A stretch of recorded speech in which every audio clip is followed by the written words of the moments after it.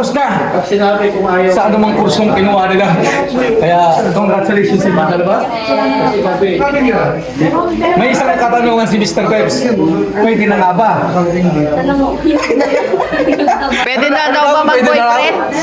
Pwede nang gumala kahit saan. Gumala na pala. Kumala lang pala. Sa inyo, Boyfriend, di bilang pastok tayo, meron na nga ba? Nasa abroad. Sampo. Ang dami. Nasa Korea. Muli nandito na naman tayo sa ating mga ginagawa sa buhay na simpleng-simple lang naman na kung saan si Mr. Peps ay naimbita ng ating angkanan para masaksiyan natin yung ganitong larangan. Itong aking mga pamangkin nga, sila'y nagtapos na sa kanilang mga pag-aaral at sila'y nakapasa na rin sa kanilang inaasam-asam sa buhay. Kaya naman sa kanilang mga magulang, labis-labis ang galak at tuwa na nararamdaman. Sila'y nagtapos na sa kanilang pag-aaral. Andito na naman tayo sa pinakamasarap na yugto ng ating buhay. Magtatagay-tagay. Shot! Suno! Ito lang ang tawag yan. Kambing. Yan. Bilog to. Ayan ang pinakamasarap. Laman ng kambing. Sinigang. Ang kagandahan dito, mayroon tayo mga iinumin. Yun. Nandyan pa. Ito pa ibang mga pagkain. Fried chicken. Kasalukuyan nga nandito tayo sa Fairview Resort. Kumusta? Anong masasabi mo naman? Busog. Sobrang busog. Daming handa. Yun, papunta tayo doon.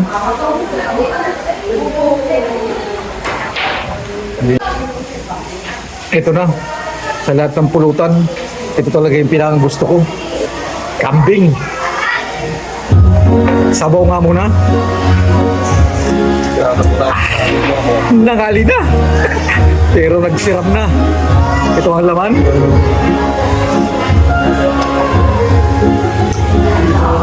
Napapasok pati kita. Nagsiram na. Uy na. Gawa tulnon na sana. Paglumok na. May mga sungka. Pwede kang maglaro. Higit sa lahat yung bilyaran. Ito naman yung pwede kang mag-challenge dito. Kailangan hindi ka pala pasmado. Kasi pag umilaw, pasmado ka.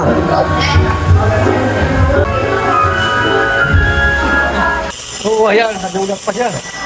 Sabi mo naman?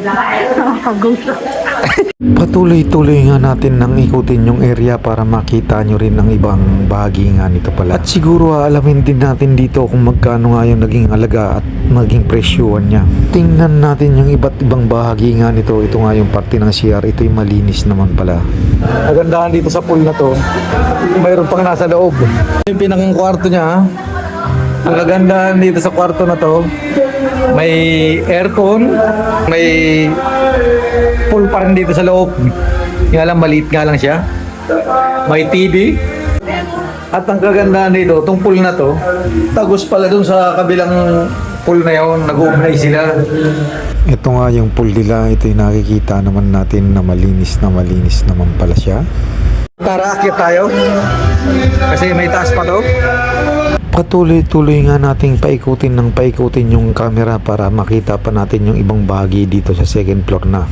Nandito na tayo sa Tagayan. Shoutout nga pala kung mga taga-Bubuatan. Kaya na. Pwede ka nang kumanta rito. Rin yung room dito. Pwede ka na rin ditong maglaro. Tanaw mo na yung baba dito. Ang kagandahan nito. Dito sa taas, mayroon naman siyang CR. Yung CR nito, malinis. Yan. May shower. Kung sakasakali naman na-exture rito sa lugar na to, ito yung nag-aalaga ng 10K for 20 packs. Lahat ng akomodasyon na kasama na. Ayan, kung sakasakaling nais nyo, ito ay kuha lang to sa Facebook. I-wish nyo na lang, madali lang hanapin to. Ito yung matatagpuan dito sa Bangkal, San Isidro, Montalban, Rizal. Si Ramsa na! Nandito ngayon, napakagwapong kuya bilang nag-celebrate sa kanyang anak. na graduate na. Siya wala nang iniintindi sa buhay. Kaya, anong masasabi mo naman doon? Anong mahalagang mensahe mo sa mga anak mong napakatapos na? So, ito ngayon, unang-una sa lahat, ipapasalamat ako kay God. Tapos, sa aking dalawang anak ng napakabait na natapos nila yung pag-aaral. Isa nga sa kanila, arayin na. Yung gawa nito? Makahinga na tayo ng maluwag-luwag. Siguro yung hindi natin napapasyalan ng araw, baka may Papasyalan na. Iyo. Congratulations all.